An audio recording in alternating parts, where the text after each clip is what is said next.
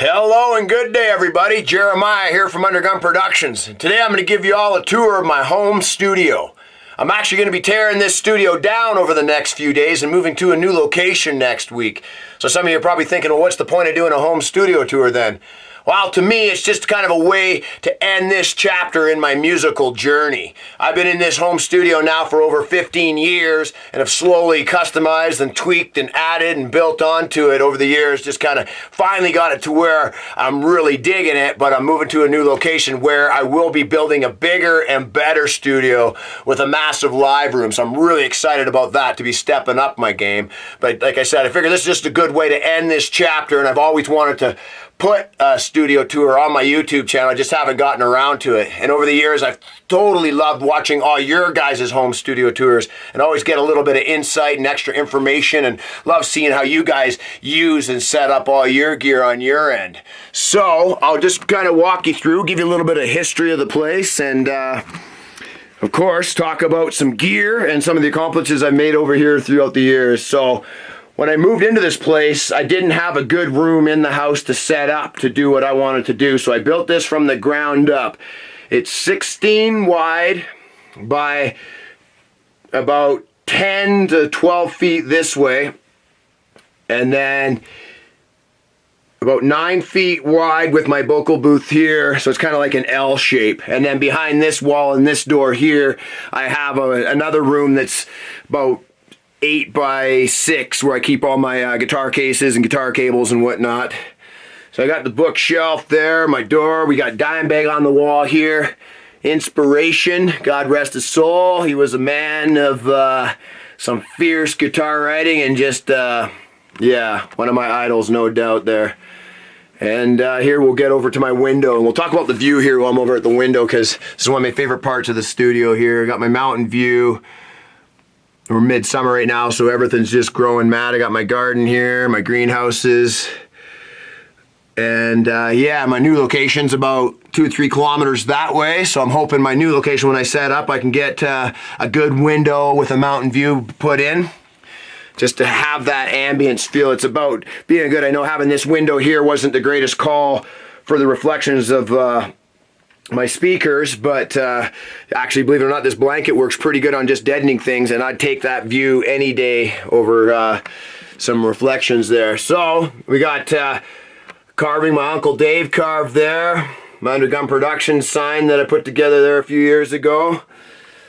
My whole rack here, we'll kind of break down all this here in detail, just kind of giving you an overall view before I walk you down and talk a bit more in detail of things. There we got the vocal booth where I've sang many songs and done a whole lot of voiceover. I'm really pushing to kind of take my voiceover career to the next level, because it's so much fun. It's just, I can't get enough of it, and it's very competitive. There's a lot of great voiceover artists out there. So I'm gonna start with my monitors just for fun here. I got some Yorkvilles, some Adam F7s, and my Fostex, and I like bouncing back and referencing between all of them just to kind of make sure everything's copacetic on all. Like a good mix should sound good on every speaker system. And headphones, I'm always putting my headphones on and double checking there. So here's not my first interface. My first interface has been put away in the closet, but I've actually still kept it. I have an IS integrated sound system that I picked up back in 2001 with my old compact computer, and that's where it all started for me in 2001, 2002. And I was using a software called N-Track. But then I picked up my Line 6 here, and I use this for running my mics and guitars into for a long time, and of course triggering MIDI, and I love adding synth and whatnot to my tracks. So that was my go-to interface that I used for quite a few years. I got that thing about 10 years ago. And my M-Audio Bigger keyboard. Right now my main computer is the Mac Mini, which got 16 gig of RAM, and it serves me pretty good. The only thing I don't like about it is it gets really hot when it's hot with the summer weather, and if you're running a really heavy session, she heats up quick. You can hear her heating up, but it hasn't given me no problem, so I can't really knock it. So what happened, I was using my MacBook Pro for a while with my M-Audio, and that was the heart of my computer for a bit there, but when I upgraded to the Mac Mini, I found out, unfortunately, that M Audio had stopped releasing driver updates for all the new operating systems. So that thing's basically rendered useless, other than it does still work with my MacBook, which has a 10.8 operating system on it. So I haven't got rid of it yet, but if I find someone who needs it, I'll probably just pass it on to them if they're using an older computer or whatever. And then, when I'm looking around for new interfaces, I really wanted to get a 16 by 16 or a 24 by 24, and that's when I came across the Studiolive. I was looking at Presonus's their interfaces, but then I seen they had this whole board, and I kind of got really drawn in because I have seen and actually got to work on Presonus boards before, and they really took their new board, the Studiolive. They got the Studiolive 24, 16, and 32. So this bad boy here's got 24 in, 24 out, and what you can do internally in this thing is amazing. But again, make sure you always read the fine print when you're buying something new to find out all the specs. This board only works in 48. They are supposedly working on a 44 and 96 upgrade for it or whatever, but unfortunately, for whatever reason, I like recording everything at 48 myself, but a lot of artists send me, like the clients I'm mixing for, are sending me all their sessions at 44. So for a bit there, I was actually converting them to 48, but I don't like converting if you don't have to. So that's when I started looking for a new interface just to cater to this, switching back between different sampling rates for my sessions. So that's when I decided to make the purchase and get myself an Apollo Twin, which was a great investment. They're a little bit pricey, but it came with some really good plugins, and the quality is just top notch. And then the preamp in that thing is badass too. It's got I can plug two mics in. So I got it set up running out of my analog preamp through my compressor here into there. So when I'm doing vocals or voiceover, I'm getting some really good tones, and then same with guitars. So once I do get into my new studio, this is going to kind of be the heart of it, and then I'll have options for when I'm mixing and mastering and whatnot. And then next here we got my Raven. Unfortunately, when I dropped this onto the desk, I didn't have the Raven set up the way I wanted to for good hands-on. So what I found on Amazon is this great moving arm here. Yeah, it says Amazon Basics there, and they had 3 or 4 monitor mount arms, and this one held up to 27 pounds, I believe, so I needed something to hold the weight of the Raven, because the Raven does have a bit of weight to it, and I can swivel it any way I want, and then also this way too, right? So because I'm trying to not sit down as much as I've been sitting down, because when you're mixing all day, every day, sitting down ain't good for you, right? So I've been doing a lot more standing up and just kind of walking around and listening to the mix that way. So this is great. Now I can pull my Raven up here, and now I'm standing on top of it, or I can swivel it back if I'm going to sit down. Boom, and it's got a bit of play, but once you get it into your sweet spot there, it's pretty solid for the most part. So anyone looking to find something for their monitor there, it was fairly affordable too, just over $100 I believe, and there's different ones for different size monitors, of course. And then this will touch base on the Presonus here, the Studiolive 24. This thing is, it's a beast. The routing capabilities it has, you can dial up to 16 different monitor mixes. So for like live applications, it's great. For recording live applications, it's great also, because every channel I have things going through, I can either record pre EQ, compression, etc., or post, right? So I can just send that raw, dry signal to either Pro Tools, or it came with a software called Capture. And yeah, you got fully, I'll just show you something cool here. Automated flying faders or whatever, so for quick recall, if I get the perfect live mix setup, or I want a template for the way I got my drums dialed in, I can quickly recall that there. And yeah, it's a very fun and useful tool that yeah, so I got this set up, so I'm like really comfortable when I'm sitting down at my desk. I got everything within arm's reach, and my workflow is just streamless. So let's look at my little rack gear here. I'm definitely getting more into analog here. So I got my Sonic Maximizer BBE. I used to use the plug-in version of this, and which does kick ass and still kicks ass, but when I seen this on eBay, I've been doing lots of eBay, looking at eBay and Reverb, And I seen this guy for, I think, 90 bucks. By the time shipping, it was all like maybe 110, which is a great deal. And I just love what it does to guitar tones, and I use it on bass once in a while too. So I will print out of Pro Tools through this back into Pro Tools, and then just print that and then use that in my mix. And then I got this Mindprint compressor here, stereo compressor, which is just badass. I found this guy in Reverb, and I was saving up for a distressor, which now I've started saving up for again. But I came across this guy and I'm like, this looks really interesting, and it has a lot of great features. I could spend a whole episode just talking about that. And then my Tone Beast preamp here, the TB12, which is great for vocals, voiceover, and bass. You got the high Z plug in there, so you can plug your guitar into it or your bass into it. So what I have now is this running from here into this, and then it comes back from here on the output there, and then I run that over to the Apollo. And then we got the M audio down here, which I was talking about, and then of course power conditioner there.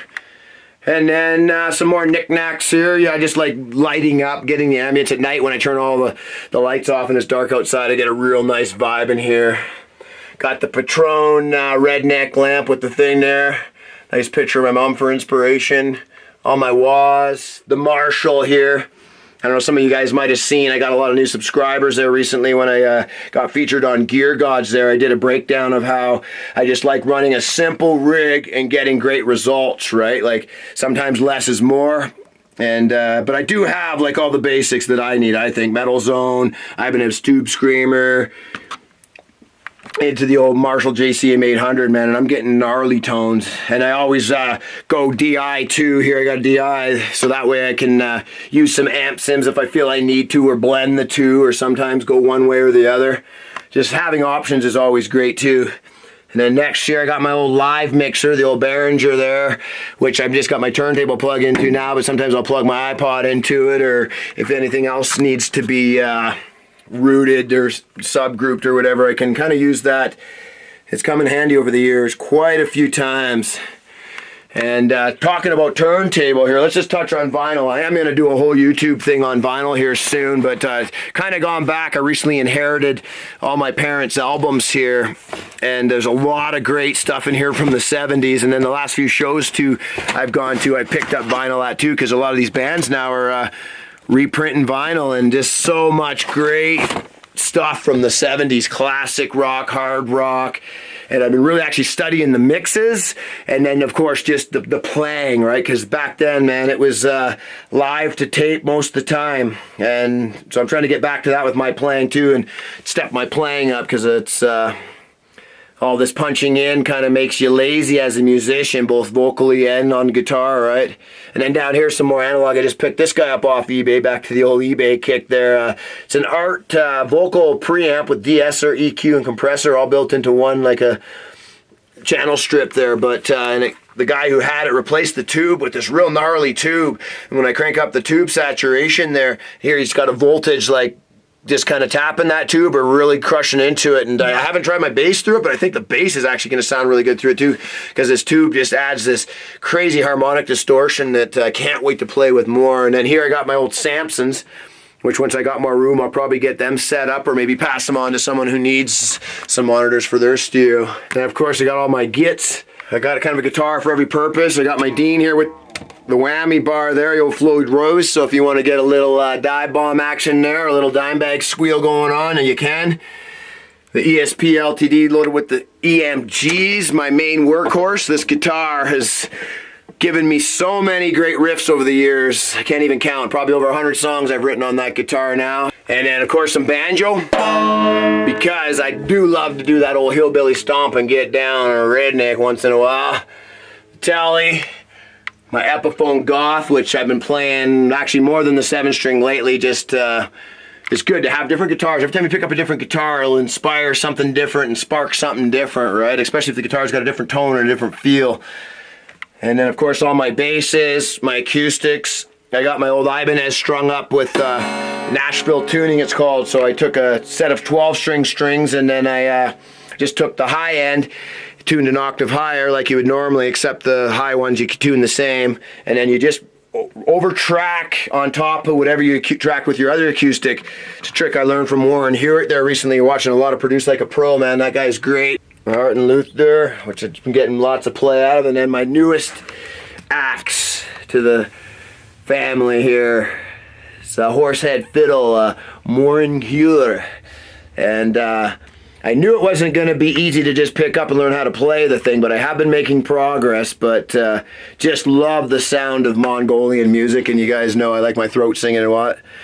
And yeah, so that's going to be fun, and it's definitely going to get incorporated in some new tracks. And then here I got my vocal booth, and I really wish when I built this vocal booth I would have screwed it together, because then I could have unscrewed it and took it with me to my new location, but that's alright. My son's going to be taking this place over, and maybe he will keep it as a vocal booth. And because some of his buddies are into rapping and they've been jamming, and he's been playing a lot of guitar lately, so this studio still might live on as a studio. And maybe I'll leave some of this gear actually behind for him too. So I got my Shure SM7 here, my Sterling ST59, two of my go-to vocal mics for sure.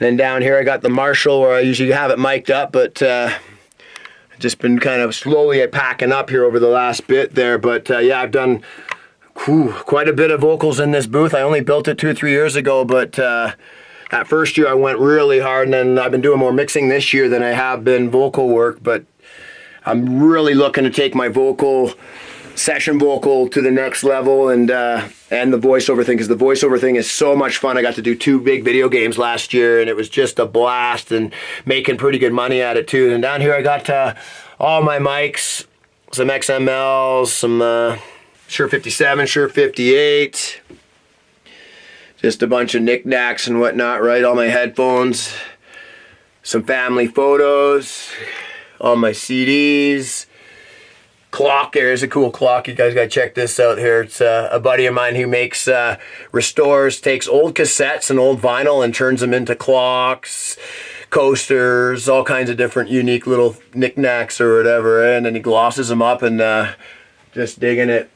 But yeah, basically there's my studio, man. Nothing fancy, just what I need to do what I want to do. Like from here, I have collaborated with artists from around the world, worked on like hundreds of my own songs and co-writ with other songs. I've had some of the local folk in town come here and track. We've actually had drums in here 3 or 4 times, as small as it is, and just get it done with what you have, right? And I'm excited to be moving up to something a little bit bigger and better, and I'm not going to stop, that's for sure. I'm going strong, but this place has been part of the UnderGunned history, part of my history, part of my life.